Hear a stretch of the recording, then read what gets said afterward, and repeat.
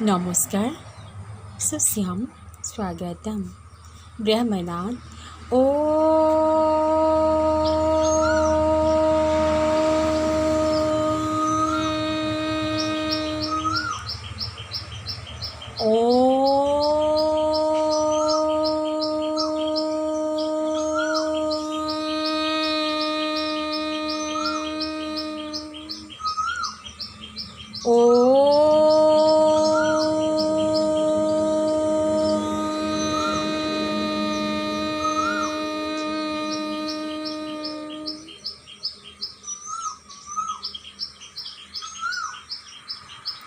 স্বাস্থ্য তোমালোক সকলে ভালে আছা নহয়নে?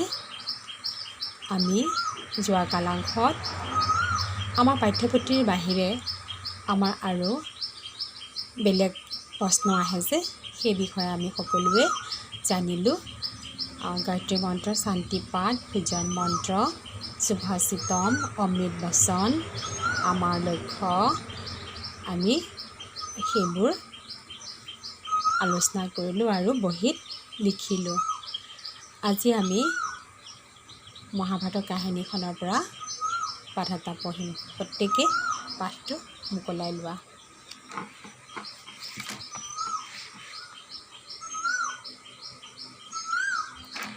নৱম অধ্যায়, তিতা কথা বিষৰ তুল্য।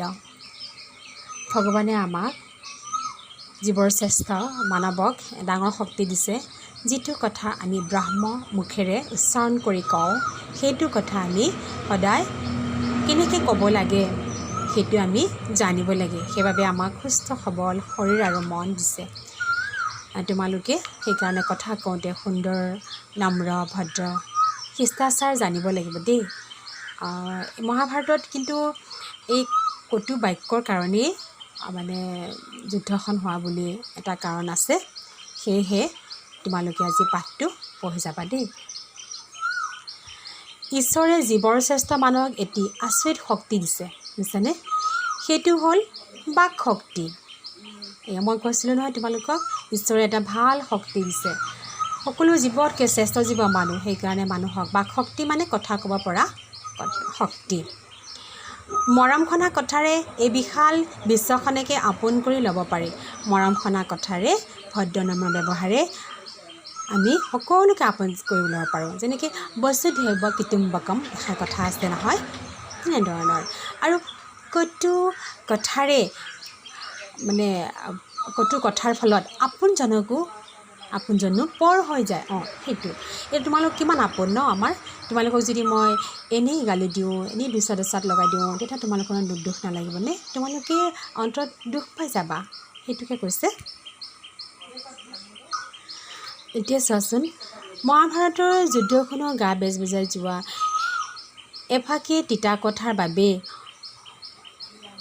হ'বলৈ পাইছিলে। এই মহাভাৰতৰ এই তিতা কথাটোৰ বাবে হ'বলৈ পাইছিলে। তাৰমানে যেতিয়া মানে দুৰ্যোধন মানে আহিছিলে চাবলৈ আমাৰ ৰাজখুৰী যজ্ঞৰ সময়ত, তেতিয়া তেওঁ গোটেই মানে সুসজ্জিত দেখা পাই মানে মুখ বিকটাই দিছিলে। আৰু তেওঁ যি ঠাইত পানী নাছিলে, ইমান চিকচিকীয়া পানী থকা বুলি তেওঁ চুৰিয়া কোচাই লৈছিলে। আৰু তেওঁ মানে জুৰুলি জুপুৰি হৈ গৈছিলে, বুজিছেনে? চুৰিয়া তিতি গৈছিলে। তাকে দেখি আমাৰ দ্ৰৌপদী আৰু তেওঁৰ মানে লগত থকা তেওঁলোকে হাঁহি খিলিখিলাই দি দিছিলে, বুজিছেনে? তাৰপিছত তেওঁ মানে কেনেকৈ মানে দ্ৰৌপদীক মানে সমাজত লাজত পেলাব, সেই কথা ভাবিয়ে তেওঁ এই মানে যুদ্ধখনৰ মূল কাৰণ বুলি আমি ক'ব পাৰোঁ। চোৱাচোন, এতিয়া যুধিষ্ঠিৰে ৰাজখুৰী যজ্ঞৰ সময়ত ইন্দ্ৰপ্ৰস্থ নগৰখনক এনেদৰে চকুত লগাকৈ সজাই পৰাই তুলিছিলে যেন এখন দ্বিতীয় স্বৰ্গপুৰীহে। স্বৰ্গখন বহুত সৌন্দৰ্যৰে সজ্জিত হৈ আছে। ঠিক আমাৰ ইয়াতো যুধিষ্ঠিৰে ৰাজকোট যজ্ঞৰ সময়ত ইন্দ্ৰপ্ৰস্থ বৰ্তমান আমাৰ ৰাজধানীখনক কি কৰিছিলে সুসজ্জিত কৰি তুলিছিলে দ্বিতীয় মানে স্বৰ্গপুৰী বুলি ভাবিব লগা কৰি দিছিলে ৰাজভৱন মানে ৰাজ অট্টালিকাটো আৰু বাটঘাট ৰাস্তা ঘাটবোৰ বজাৰ সমাৰ জানাই বজাৰ সমাৰ সকলোবোৰ ৰূপৰে চকুত চমক লগাই তুলিছিলে মানে এনেকুৱা আচৰিত কৰি তুলিছিলে মনটো ভাল লাগি গৈছিলে বুজিছানে কৰ্মপটুৰ বাহৈসকলে ৰাজভৱনটো এখন স্বপ্নলোক যেন কৰি তুলিছিলে কৰ্মপটু মানে কামত যিবিলাকে পাকৈত সেই কাৰিকৰীসকলে মানে এখন স্বপ্নলোক বুলি কৰি তুলি পেলাইছিলে চোতালখন ইমান চিকচিকীয়াকৈ স্ফটিকৰে সজাইছিল যে দেখিলে তাক পানী চপচপীয়া হৈ থকা যেনে লাগে তাৰমানে চোতালখন ইমান চিকচিকীয়া মানে চিকচিকীয়া বুলি কোৱাৰ লগে লগে গ্লাছখনৰ ইপাৰ সিপাৰ আমি দেখা পাওঁ ন আৰু তেনেকুৱাকৈ সজাইছিলে দেখিলে মানে পানীৰে চপচপীয়া পানী যেন অলপ পানী থাকিলে কিমান সুন্দৰ লাগে তেনেকুৱা যেন লাগিছিলে আকৌ চোতালৰ চাৰিওফালে এনেকৈ নানান বৰণীয়া পানীৰে পাৰ বান্ধি দিলে যেন তাক দেখিলে বহু ৰঙীৰ মণিমুকুতা যেনহে দেখা গৈছিলে মণিমুকুতা ৰজা মহাৰাজাবিলাকে পিন্ধে নহয়নে বাৰু দেখিবলৈ ভাল লাগে সেই তেনেকৈ যদি সজাইছে সুন্দৰ কৰি তুলিছিলে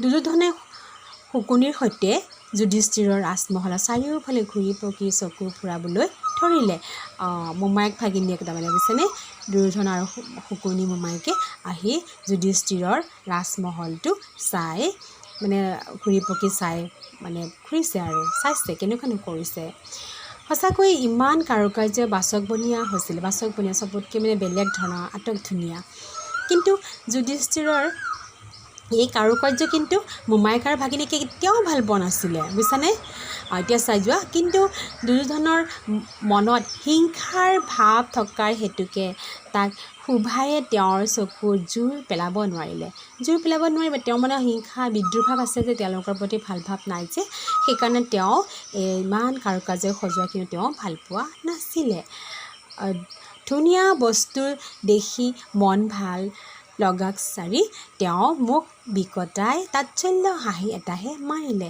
ধুনীয়া বস্তু দেখিলে মানুহৰ কেনেকুৱা মন আনন্দিত প্ৰফুল্লিত হৈ উঠে কিন্তু মানে আমাৰ এওঁ কি কৰিলে একেবাৰে মোক বিকটা তাচ্ছল্য মানে ঠাট্টাৰ হাঁহি এটা মাৰিলে বুজিছানে তেওঁৰ সেই এইটো বানান ভুল হৈ আছে এইটো বিৰোধাত্মক হাঁহিত ৰাজভৱন ৰঞ্জনাই গ'ল মানে এনেকুৱাকৈ হাঁহিছে মানে মুখখন বিকটাই বেয়া কৰি যে কিনো সজাইছে এনেকুৱা মানে ভাবি পেলাই হাঁহিলে আৰু হাঁহোতে বৰ জোৰেৰে হাঁহিছে যে সেইকাৰণে ৰঞ্জনাই মানে প্ৰতিধ্বনি হৈ গৈছিলে ওপৰ মহলৰ পৰা দুৰ্যোধনৰ সেই অস্বাভাৱিক হাঁহি শুনি দ্ৰৌপদীয়ে মনে মনে খং উঠিছিলে কাৰণ ইমান ধুনীয়াকৈ কাৰুকাৰ্যৰ সজোৱাৰ পাছত তেওঁ কেনেকুৱা তাচ্ছল্যৰ ওপৰত হাঁহিছে বিদ্ৰোহ কৰিছে মনত চোৱাচোন বাৰু ৰাজভৱনৰ চাৰিওফালে ঘূৰি পকি চাই দুৰ্যোধন চোতাললৈ আহিলে আৰু তেওঁ চাৰিওফালে চাই ওলাই আহিলে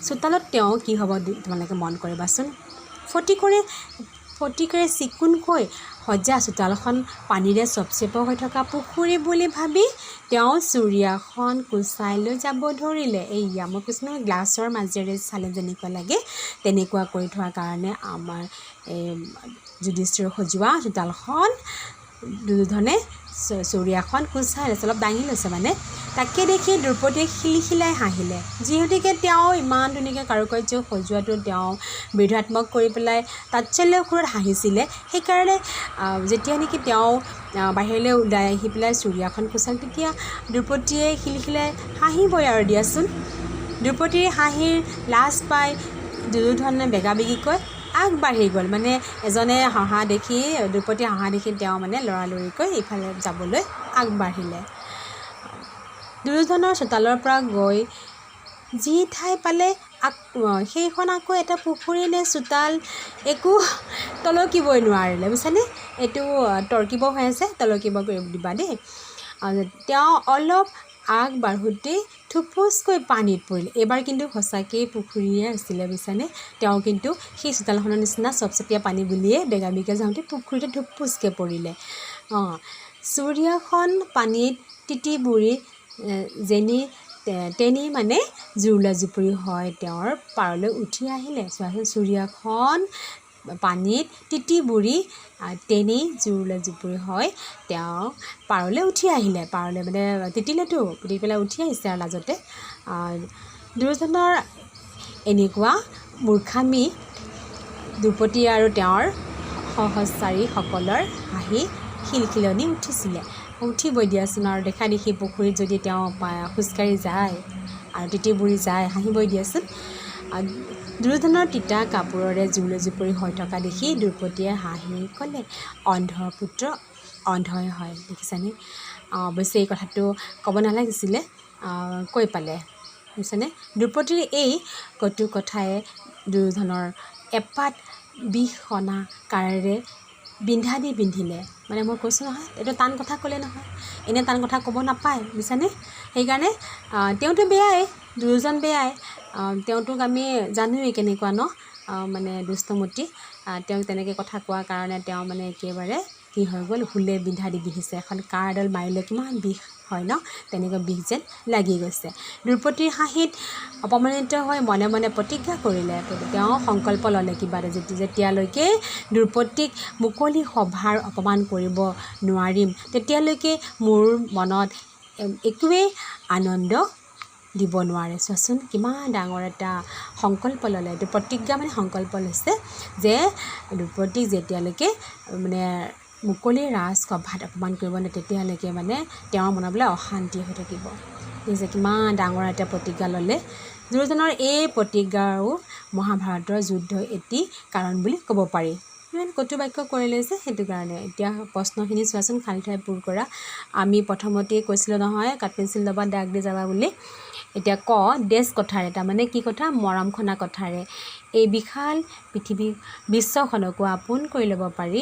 আৰু এতিয়া তাৰপিছত আমি যে আন্দোলন কৰিব দিছিলোঁ তাত চোৱাচোন, আৰু কটু হ'ব, এইটো কটু কথাৰ ফলত আপোনজনকো পৰ হৈ যায়। আৰু এতিয়া চোৱা, মহাভাৰতৰ যুদ্ধখনো ইয়াতে হ'ব। গা বেজ বেজাই দেই, যোৱা এফাকি কথাৰ বাবেই হ'বলৈ পাইছিলে। এতিয়া চোৱা, কৰ্মপটুৰ এইটো কি হ'ব, ইয়াতে বাঢ়ৈসকল দেই, বাঢ়ৈসকলে ৰাজভৱনটো এখন স্বপ্নলোক যেন কৰিছিলে। চোতালৰ চাৰিওফালে এনেকৈ নানান বৰণীয়া পানীৰ পাৰ বান্ধি দিছিলে যে তাক দেখিলে বহুৰঙী, আমি আন্দোলন কৰি দিছিলোঁ নহয়, বহুৰঙী কি পাইছিলোঁ আমি, মণিমুকুতা। ইয়াত মণিমুকুতা যেনহে দেখা গৈছিলে। এইটো খালী ঠাইলৈকে আমি কৰিলোঁ, আৰু বাকী আমি প্ৰশ্নকেইটা পিছত আলোচনা কৰিম। আজিলৈ পাঠ সামৰিলোঁ। বুজি নাপালে মোক সুধিবা দেই। নমস্কাৰ, সুশ্যাম স্বাগতম।